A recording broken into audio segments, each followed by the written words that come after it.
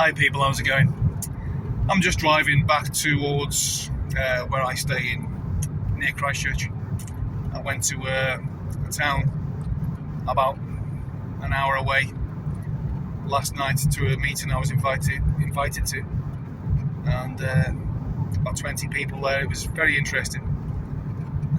We were talking about the current situation in the world and oil prices and Trump, amongst other things.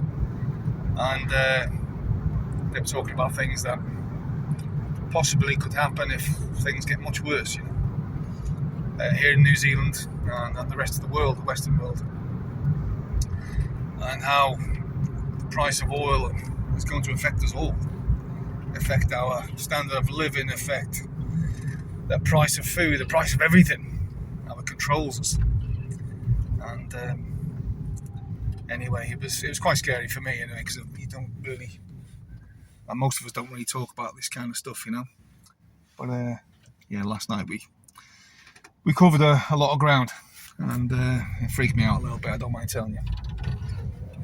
But anyway, Jacinda was brought up, and Jacinda's all over social media, isn't she? All over social media. And the media in New Zealand, the obsequious media in New Zealand, fawning all over Jacinda. Oh, Jacinda, she's in Sydney and she's going to buy a beachfront property. A beachfront property she's buying, Jacinda. When she was in power here for however long it was, all she was on about was global warming and sea levels rising. And now she's buying a beachfront property in Sydney. I remember someone else doing that a few years ago as well, Barack Obama. He was on about the same thing, and he went and bought a big, beautiful house in Florida somewhere, 1 metre above sea level. They make you sick, don't they, these bastards, don't they? But just Jacinda. Honestly, for them outside New Zealand, Jacinda is persona non grata in New Zealand. She could not go to the shop for a loaf of bread because she would be screamed at. People would scream at Jacinda in the street. And she knows that. That's why she's living in Sydney. Ex-New Zealand Prime Minister. And now she's living in Australia. How often does that happen? Not very often. Hopefully any Kiwis living in Sydney, if they ever see her walking around Sydney Harbour or in the street in Sydney doing a bit of shopping or whatever, give her a serve. Give her a serve for the people of New Zealand, what she did to New Zealand. I believe, I might be wrong, but I believe, this is just my thoughts, that she knew exactly, full well, that the COVID killed nobody.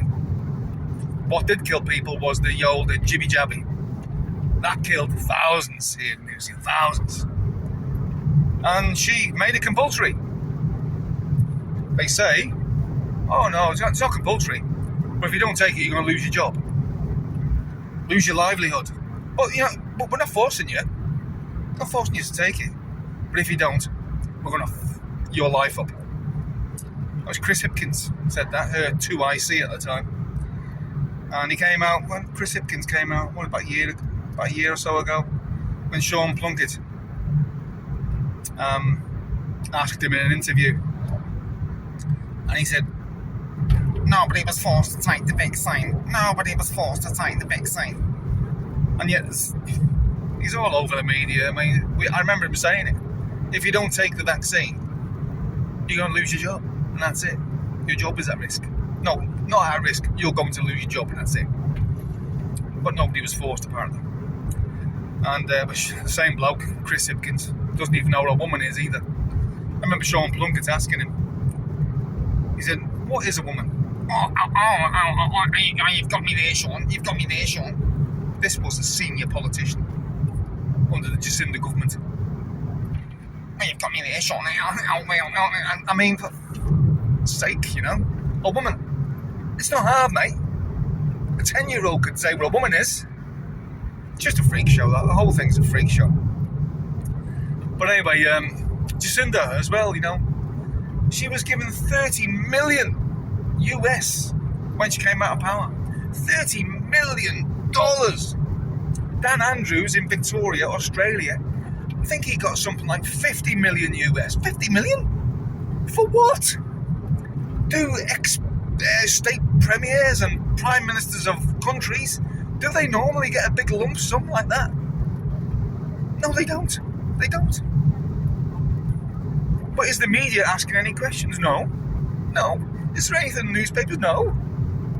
Why aren't they asking questions instead of fawning over her and wetting their pants? Why aren't they asking her the questions? Who gave you the 30 million and why?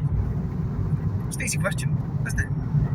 I'm sure there's a reasonable explanation, but I doubt it. She was paid by whoever, Bill Gates, Big Pharma, take your pick. But she was paid to force that jab on New Zealanders that killed thousands.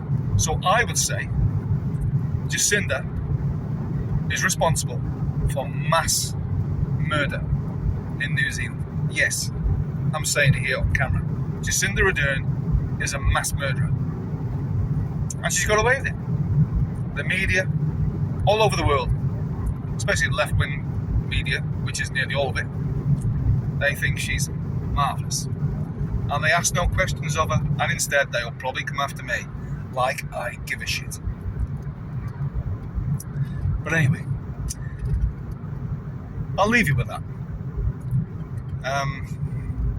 But yeah, there should be an investigation in what she did, and it needs to happen soon. Drag her back, put her in jail, and hopefully they'll bring back capital punishment just before they pass sentence. But anyway, that's just me. This is Cross the Rubicon. Please like, leave a comment, subscribe to my channel, and share this video everywhere. See you later.